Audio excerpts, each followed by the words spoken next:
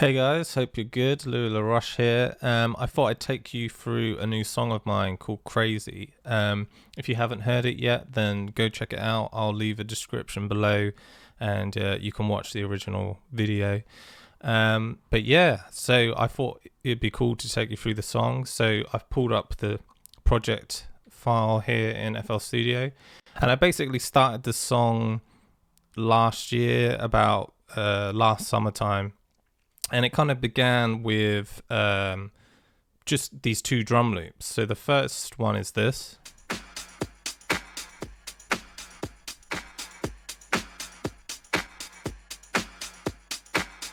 And the second one is this.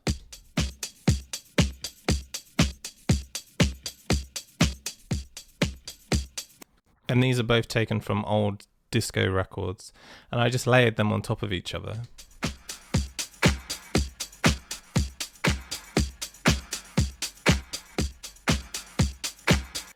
And I really liked that, and I thought it would make a good sort of base to write a song.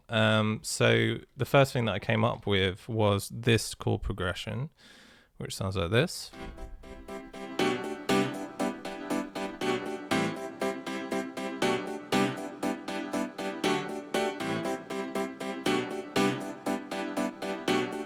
Which has kind of got this I don't know, like yacht rock, soft rock kind of feel to it, almost like a Michael McDonald kind of thing. And I put it on top of the drums and I thought it sounded okay, but I wasn't super excited about it and I felt that it was a bit too repetitive.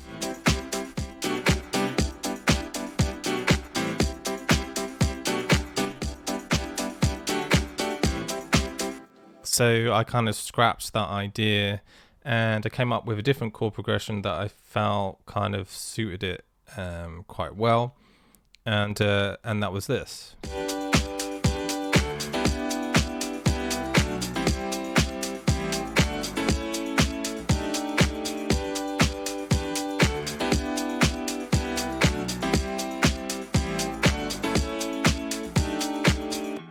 And I just literally played that in with a MIDI keyboard, which I've got in front of me here. And the basic sound is sort of varied throughout. There's like different, almost like alternative versions of the same chord progression throughout the song. So one is what you just heard. The second is this, and the third is this. And what I'll do is I'll line them up so you can hear what they all sound like going into each other. Just the subtle kind of variations of how each progression is played.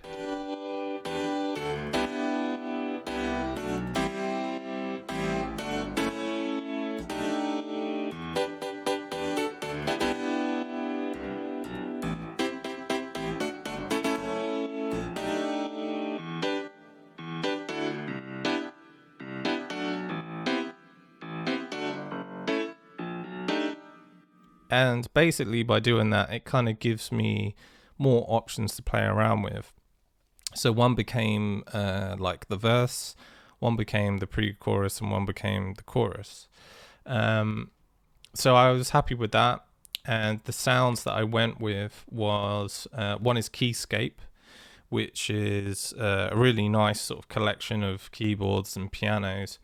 And it has this preset called Duo, Tack Rhodes, and basically it's two sounds layered on top of each other.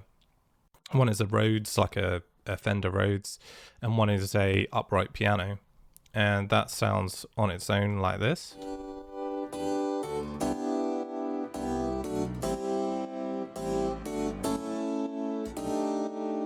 And then on top of that, I've got this Easy Keys small upright piano playing literally the same MIDI as the other one, just layered on top. So one provides like the body of the sound and the other kind of has like this shimmer on top of it. So both together sound like this.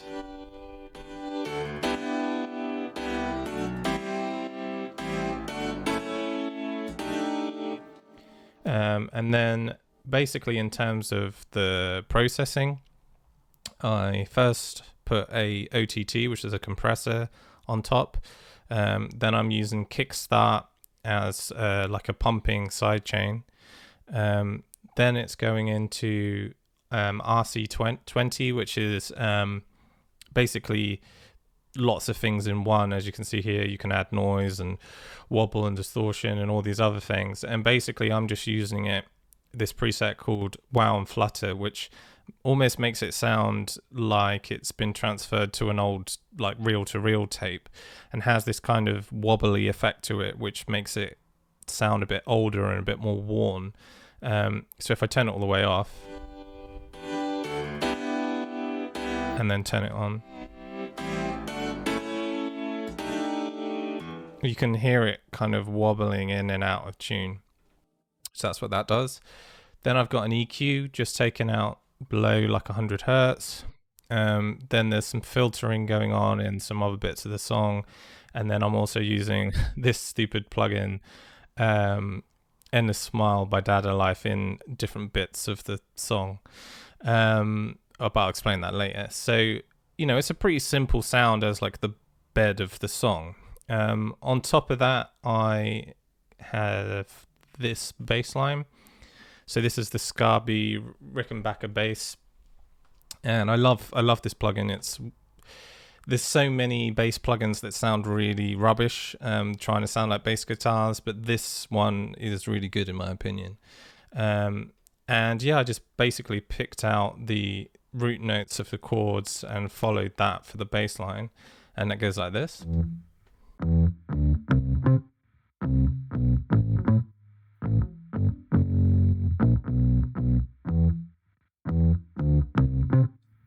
So really simple, just playing octaves. And then in terms of the processing for that, again, I've got OTT, just a tiny small amount of compression on it. Then that's going into Guitar Rig 6, which is like a all-in-one really. It has like compression and cabinets and EQ and all sorts of stuff. So for this, it's just a preset that I went with called a Crunchy Bass. And then that's going into this plugin, which is a really old plugin called Fromage, and it's just distortion. And I'm using it pretty much on like 75% there. So you're getting a little bit of the dry signal, but it's mainly, cranked. Then I've got some EQ, which is like rolling off below like 44 hertz. So just those really like sub frequencies are being cut out. Because it's a bass guitar, you basically don't want those subby like rumbly sounds. It's more like the upper range of the lower kind of spectrum of the EQ. Then I've got Kickstart again, doing the pumping sidechain. And then this is just a gain plugin. When I was mixing, I just turned it down a little bit. So both of them together sounds like this.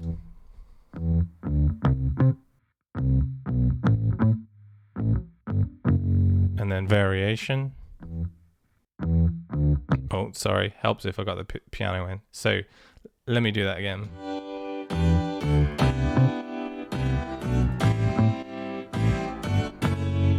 Here you go. Variation.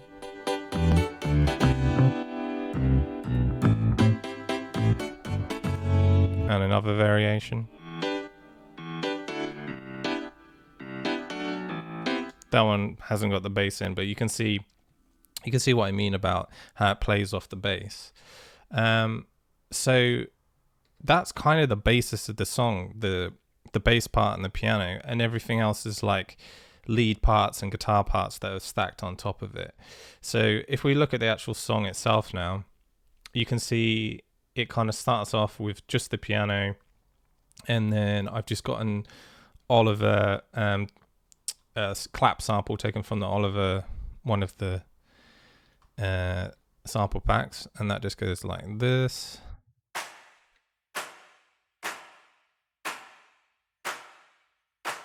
Just a really simple clap. And then as we kind of go into the first verse, we've got some shakers that I recorded, which go like this.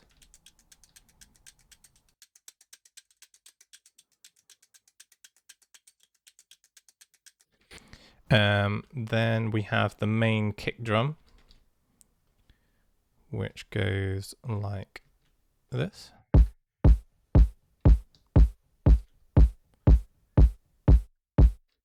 And if I layer that with the drums, the samples that I played earlier, then it sounds like this.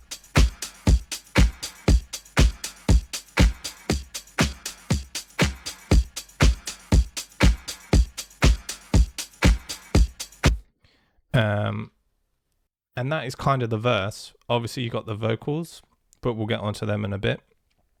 Then we have the what I kind of call like the second part of the chorus, which it's almost like a B part. So you've got an A part and a B part, and the B part introduces this guitar, which sounds like this.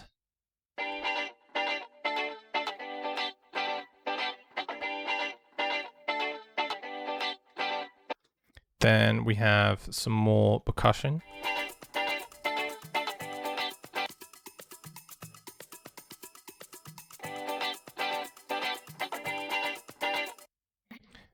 Then we have this, which is just a held note. Sounds like this.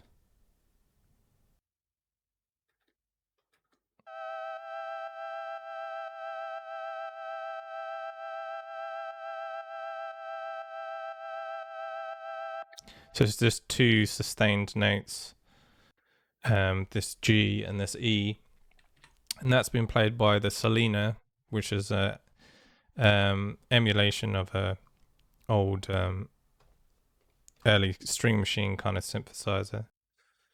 And then we have the lead part, which goes a little something like this.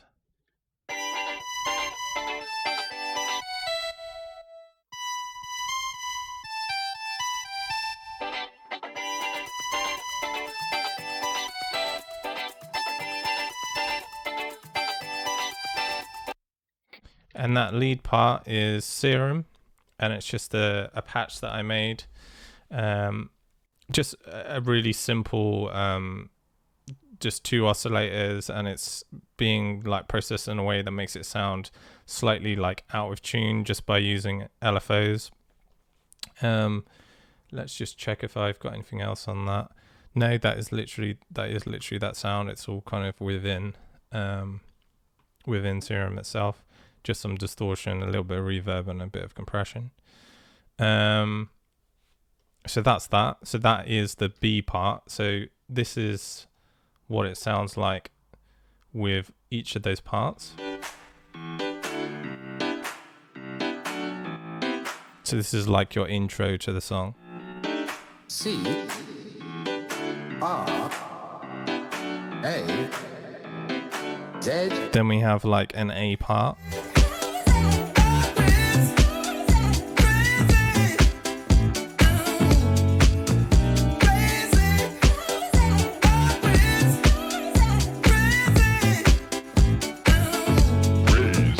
Which goes into this B part.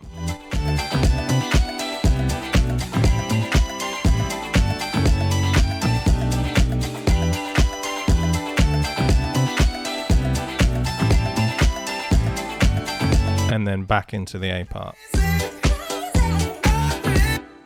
So the only thing I didn't mention there was that I've got this little that comes into the B part, this little cowbell part, which is kind of pushed slightly off the grid just to give it an extra swing feel. So if I play that with the metronome,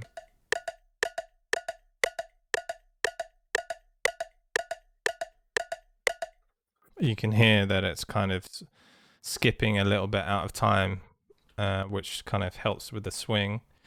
So then after this kind of back into the A section, I have the C section, which kind of changes chords and changes the feel of the song.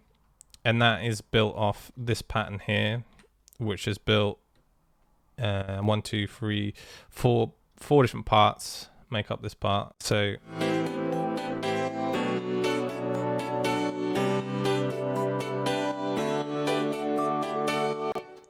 So if I break this down, these are the chords, and each part is playing the same chords, but again they're playing sort of different variations of the pattern, different ways of playing those chords.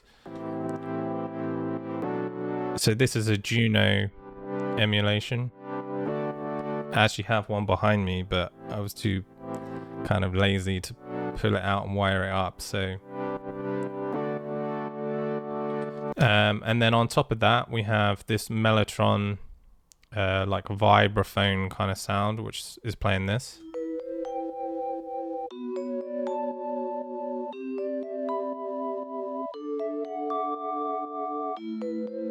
So you're kind of going through like each note of the chord.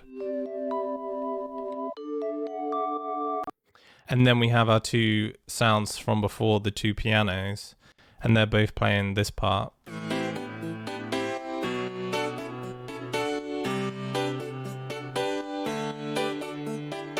Which is basically just separating the left hand from the right hand as you play.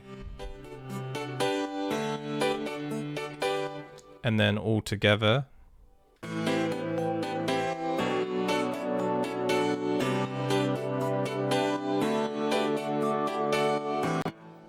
So under that we have just a simple Juno 106 bass part, just playing like a sub bass under it.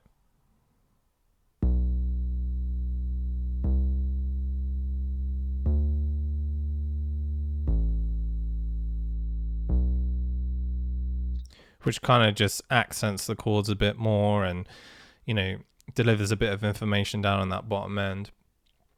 Then we have some guitar. So there's two different guitar parts here. One is this picky part, which sounds like this.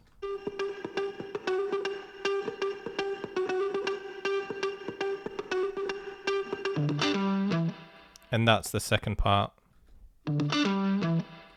So one is just some guitar that I played in, and then the other was just this little sample that I found on Splice that I liked,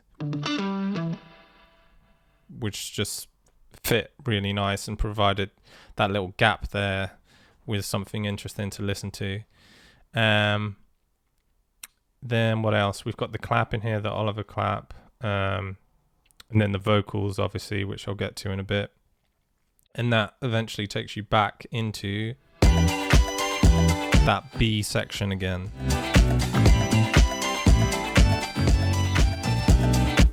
So coming out of that, we have the solo part, and that was played on the Juno, just coming straight in, and I have just cut it up because I can't play at all, so I kind of did my best, and I've like cut different pieces out of different takes I did, and like time stretched a few bits in Ableton where I was a bit sloppy. So if I solo this, let's just do it over here. They sound like this.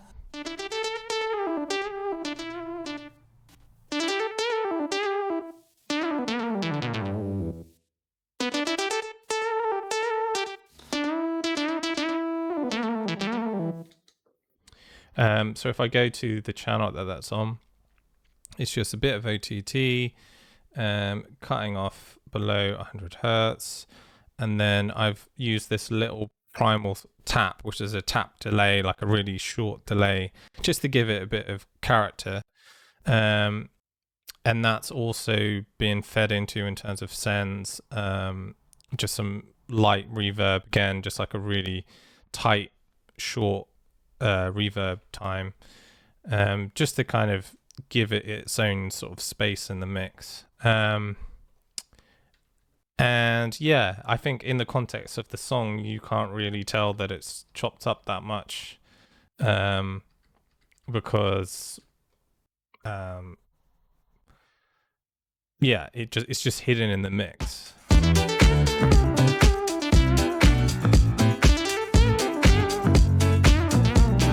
So it kind of sounds like one big long take.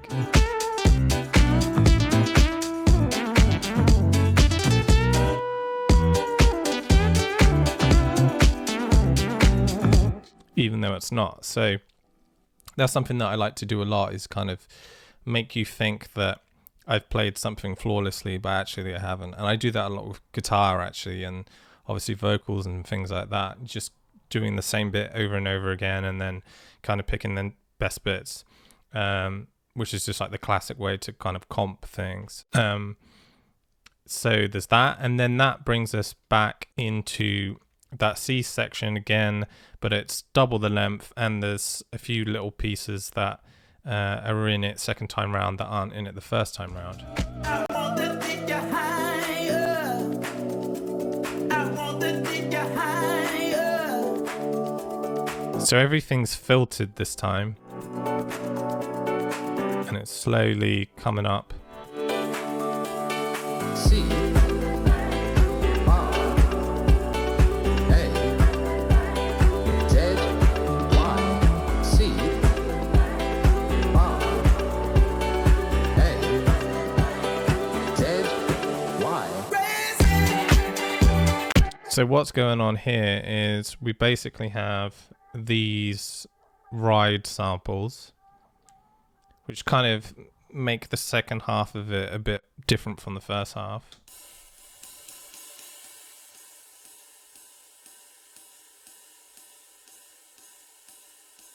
So it's subtle, but it kind of gives it some variation. Then we also have, I'll get onto them, they're the vocal bits. We've got some rises, which are just some generic kind of white noise, which sound like this.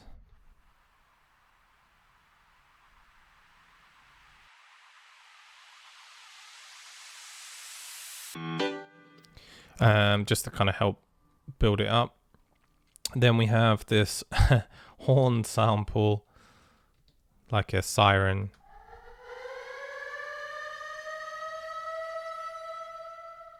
Which kind of just helps bring it back in when the strings and everything come in. Then we have another vocal sample that comes in. Then we have some strings, which is just a sample, which goes like this.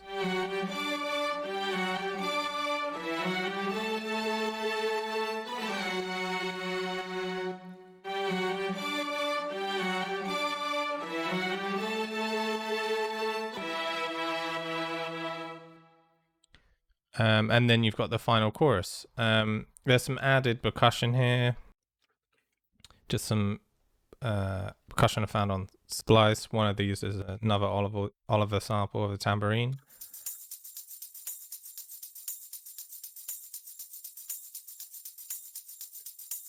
Just to give that last chorus like some variation.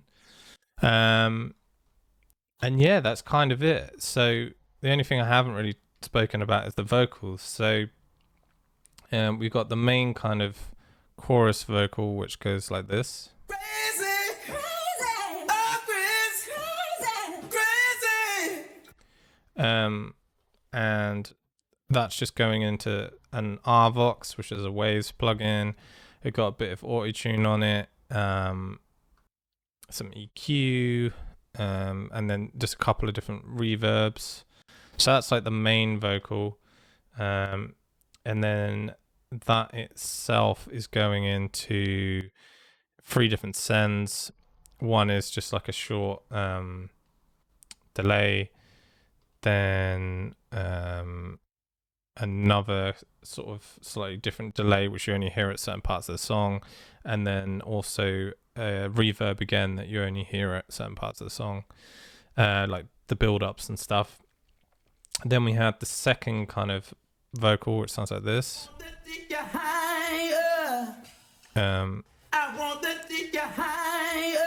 Which is just, like looped. And again, that's got the same processing. And then we have this just little spoken bit, which says crazy like this. Crazy. And then we have in the second build-up, we've got this filtered vocal, which just goes like this. What's the thing to do? Just literally that. That's the thing to do. but that's kind of filtered, so you don't really. It's just more of a, feeling kind of thing. And then we have the letters. So they go like this. C-R-A-Z-Y.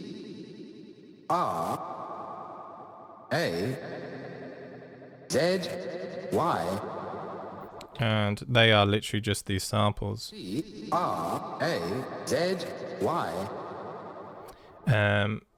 And these are actually from Norman Cook, Fatboy Slim, his sample pack that he did in the late 80s. So there's a little heads up for you, Norman. So these are being compressed with RVox. I've got Pro EQ3, just doing a nice kind of shaping and cleaning up of the vocal.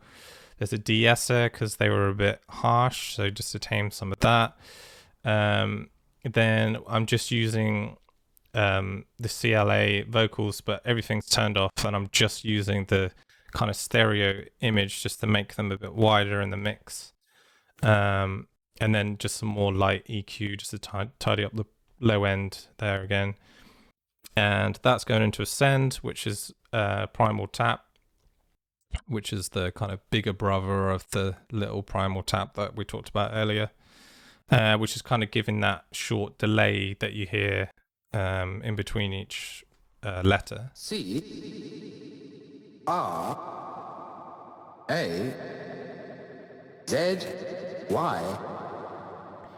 And that is pretty much the whole song. I can talk about the master chain. So if I just play the song, you can see my mixer there.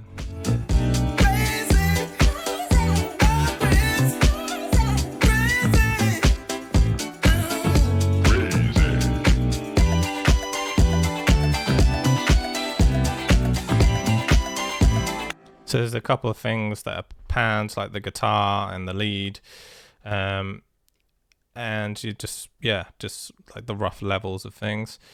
So in terms of the master, if I turn everything off, the first thing I've got is Fab Filter Saturn 2, and I started off with a Magic Mastering preset, and I've kind of tweaked it to how I like it.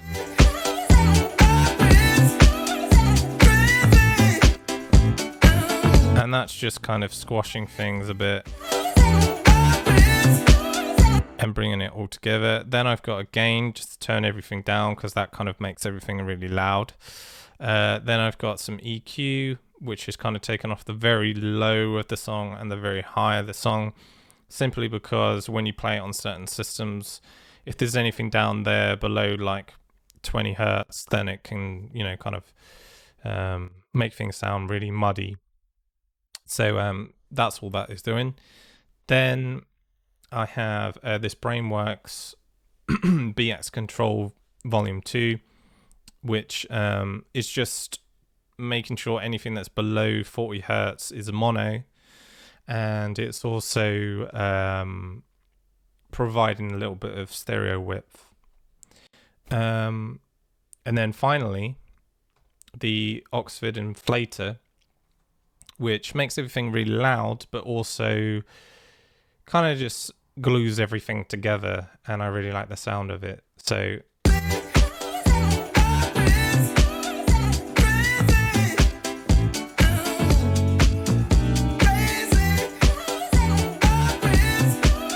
if I turn everything off,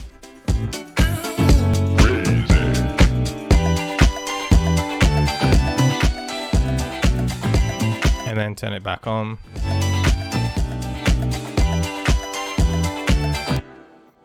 so that's what that is doing. And then that's kind of like the level that I like to work it with. And then if I'm exporting it, I'd turn up the output to at the minute it's sort of hitting -4, but it can go louder when I'm kind of exporting the final mix. But yeah, that is kind of basically the whole song. It's a very sort of simple song, and really just all about the kind of groove of it, and the swing of it. And I wrote it pretty quickly, and I'm really happy with how it came out. And it just, as soon as I finished it, it just sounded like a single to me, and it ended up being the first single for this new album that I'm putting out later in the year. So hopefully you got something from that, and it wasn't just me rambling. And yeah, if you haven't checked the song out, please go and check it out. There's a new single coming out in a couple of weeks, so watch out for that. And yeah, if you're not following the channel, then please do. And I'll speak to you again soon. Cheers, guys. Thank you.